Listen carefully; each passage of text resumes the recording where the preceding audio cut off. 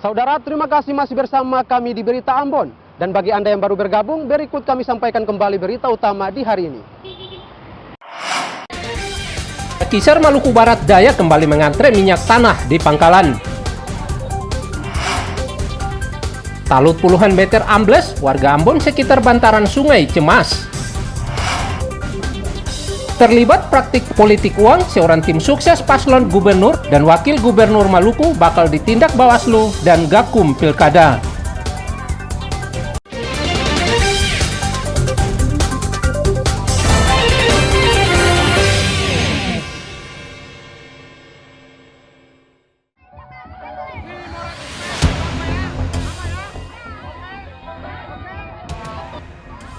Badan Pengawas Pemilu atau Bawaslu Maluku bakal menindak dugaan tindak pidana pilkada yang dilakukan oleh salah seorang tim sukses pasangan calon gubernur dan wakil gubernur Maluku. Seperti yang dilakukan Umar Kei, salah satu tim sukses pasangan calon gubernur Maluku Murad Ismail dan Michael Watimena dengan membagi-bagikan uang kepada anak-anak dan mengajak anak-anak ini untuk menyampaikan kepada orang tua mereka agar memilih Murad Ismail sebagai gubernur Maluku dalam Pilkada serentak 27 November 2024. Aksi pembagian uang ini direkam salah satu warga dan disebar luas ke media sosial.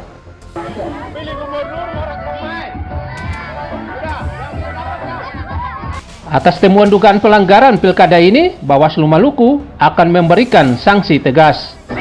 Orang di pasir panjang. Terkait dengan viralnya video Pak Umar Kei membagi-bagi uang kepada anak-anak ya, menyuruh anak-anak untuk kembali ke rumah dan menyampaikan kepada orang tua untuk memilih salah satu pasangan calon. Bawaslu itu berharap kalau persoalan-persoalan dugaan pelanggaran seperti ini baiknya ada laporan dari masyarakat sehingga Bawaslu segera akan menindaklanjuti. Tetapi kalau ini hanya menjadi satu informasi awal, maka harus ada langkah-langkah prosedur yang Bawaslu lakukan sesuai dengan Perbawaslu 8 2020 perubahan terakhir Perbawaslu 9 2024. Nah, bagaimana mekanisme dan prosedur itu Bawaslu harus lakukan. Bawaslu Maluku meminta warga untuk melaporkan ke petugas jika menemukan politik uang jelang dan saat pilkada berlangsung guna ditindak tegas. Tim Liputan melaporkan dari Maluku Tenggara.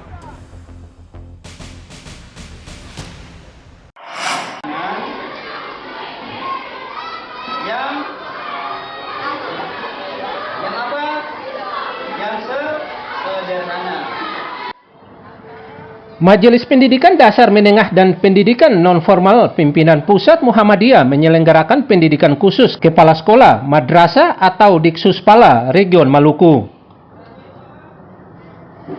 Diksuspala yang berlangsung selama 4 hari ini diikuti puluhan Kepala Sekolah Muhammadiyah se-Maluku. Diksuspala ini dibuka secara resmi oleh Wakil Ketua Pendidikan Dasar Menengah dan Pendidikan Non-Formal PP Muhammadiyah Alfa Amirur Rahman. Semua itu harusnya bisa selesai kalau kita jadi jawab tertib administrasi. Dikomandoi oleh sekian Indonesia, Indonesia Tahunan, dari juga sekretarisnya Mas Budi. Pembukaan dihadiri Ketua dan Pengurus Pimpinan Wilayah Muhammadiyah Maluku, Ketua Dikdasmen PWM Maluku, serta Kepala Balai Guru Penggerak Maluku. Program Diksuspala akan berlangsung secara nasional di 25 region di seluruh Indonesia. Kegiatan ini menargetkan seluruh kepala sekolah madrasah se-Indonesia mengikuti Diksuspala. Halo. Hai. Muhammadiyah. Sekolah Muhammadiyah. Tangannya diangkat. Muhammadiyah. Ayo semuanya. Muhammadiyah. Pimpinan Pusat Muhammadiyah, khususnya Majelis Dikdasmen dan PNF PP Muhammadiyah menyelenggarakan pendidikan khusus kepala sekolah dengan tema transformasi pendidikan Muhammadiyah. Ya, Diksuspala ini sangat penting karena kepala sekolah itu menjadi tokoh sentral di sekolah untuk maju mundurnya sekolah. Sekolah yang maju pasti dimulai dari majunya kepala sekolah. Demikian pola sekolah yang mundur juga diawali dari mundurnya pola, cara pikir, dan juga motivasi dari kepala sekolahnya. Jadi kegiatan yang luar biasa yang sangat dibutuhkan oleh kepala-kepala sekolah itu dalam rangka supaya penyatuan kerja-kerja kepala sekolah itu terarah ya. Jadi ini kan kita dalam rangka transformasi pendidikan Muhammadiyah. Jadi supaya Muhammadiyah itu di pendidikan itu lebih unggul ya, lebih bisa diandalkan ya.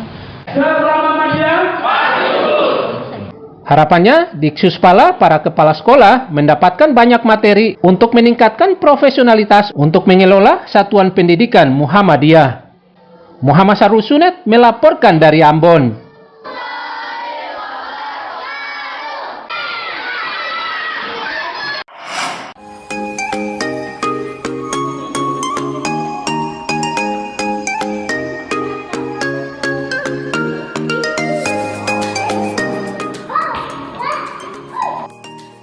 Puluhan siswa PAUD Karya Abadi dan mahasiswa Umpati Ambon menggelar kegiatan kunjungan studi ke Pusat Konservasi Satwa dan Kandang Rehabilitasi di kawasan Kebun Cengkeh, Kota Ambon. Di sini, para pelajar usia dini dan mahasiswa dikenalkan dan berinteraksi langsung dengan satwa endemik Maluku yang terdiri dari burung hingga reptil. Mereka belajar mengenal langsung jenis satwa endemik Maluku seperti burung kakatua, nuri, kasuari, kura-kura, hingga rusa.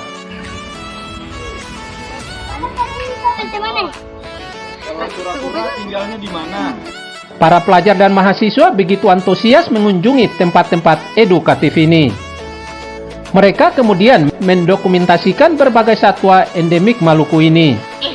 Kunjungan kami ke sini untuk lebih mengenal satwa atau hewan-hewan yang biasanya anak-anak belajar di sekolah. Ini pengenalan.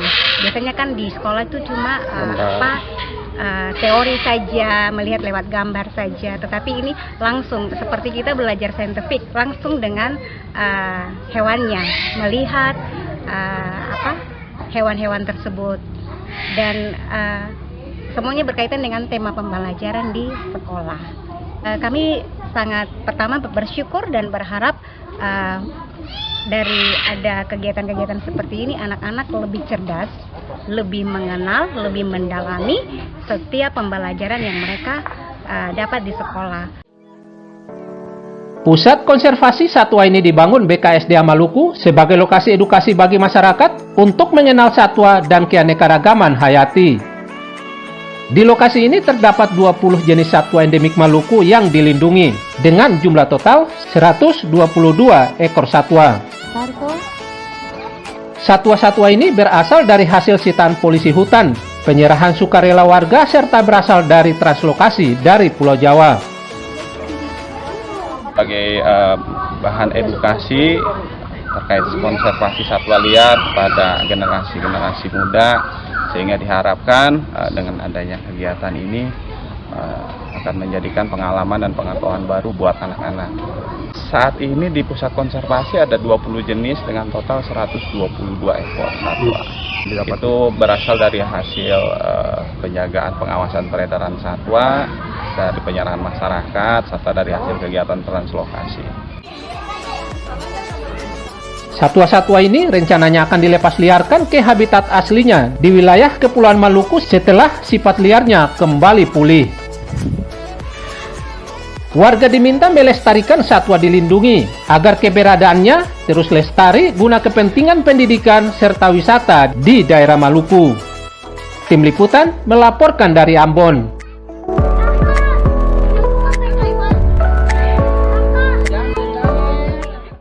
Informasi tadi sekaligus menutup perjumpaan kita dalam berita Ambon hari ini.